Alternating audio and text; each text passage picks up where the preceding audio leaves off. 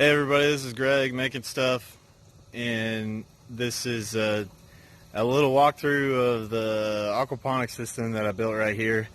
And I'm going to put a link in the description of the actual build process on my blog on steemit.com.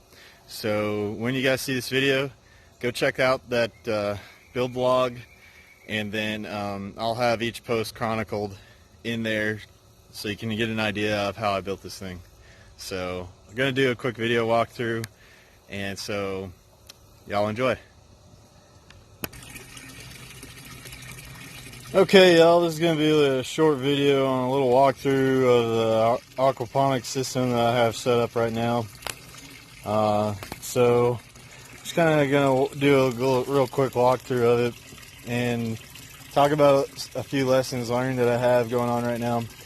Right now, this is the sump area of the system, and this is where the very final part of the water comes at the very end of being filtered through a couple of tanks. And so there are two cone tanks, and the water spills over from the main fish tank into these, and the reason that they're cone tanks is that it creates a spiral vortex inside of each tank, which allows the solids time to fall to the bottom because they're heavier, and then those can be drained off to be used to water some fruit trees and things like that. So all those solids collect at the bottom, and the reason this is really important is because you want to be able to remove these solids because they can add carbon dioxide and choke out your fish in the system. So I'm gonna try to set this up while I'm doing the video and see if I can collect a few solids off of this. So this is pretty much how I do this, and then drain a little bit of this water off, and then once it's been running for a while, the solids will collect quite heavily at the bottom of this tank, and I'll be able to put them on, various plants that I have growing around here. For instance, this is a little goji berry. Those are a couple of thornless blackberries, and then there's a bunch of fruit trees over here, as you can see, and I'll water them with the solids from the fish waste.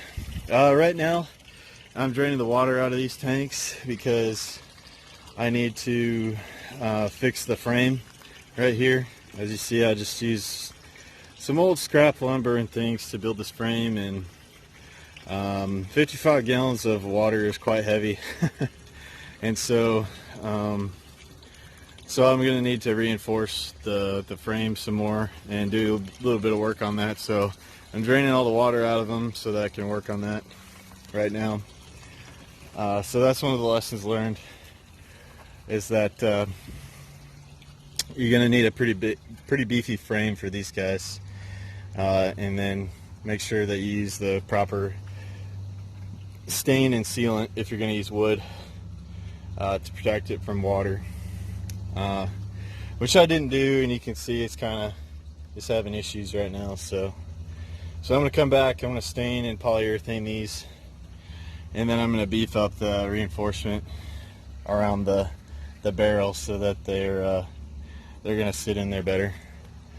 And alright, so now we come up to the main fish tank, and as you can see right here at the main fish tank, there's this T with a little uniseal that comes in there.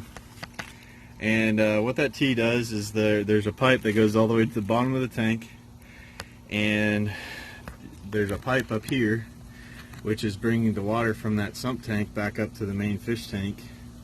And once the water level gets to a certain height, it spills out into the first cone tank, and that swirl effect is started right there. So that's where all the fish are hanging out. I have this Reflectix material on the outside to keep sun away from the plastic from degrading the plastic. And then up top here, This is not the ideal way to set up one of these, but to get this system started in the beginning, you can do this for a little bit and have your pump in the main fish tank and pump up to the top. But the problem is that you're going to get solids building up in this thing so rapidly that it'll just cause a massive die-off, because there will be too many solids just built up in this thing. It'll turn into like it'll turn septic, and it'll turn awful. But right now, I have some kale in here. I had some problems with hornworm, and I found this natural treatment. It's a bacteria called BT that you can use in this aquaponics system that'll take care of the hornworm as a natural pesticide. And then I have some wildflowers in there and some marigolds to help keep some insects away, and as you can see, they're doing quite well. And some of this kale is trying to come back, and I also just spread a bunch of kale inside the rocks in here and just kind of disturbed the rocks. And it looks like I have a few that are coming up inside here that are doing okay. And so yeah, that was a little quick walkthrough of the aquaponics system and how this thing runs, and so a few little lessons learned for here. And so if you like this video, if you want to see more stuff like this, if you think I should go more in depth on these aquaponic systems and things like that, then let me know in the comments. Like, subscribe, share around. I really appreciate that, and I'll see you guys on the next video. Peace.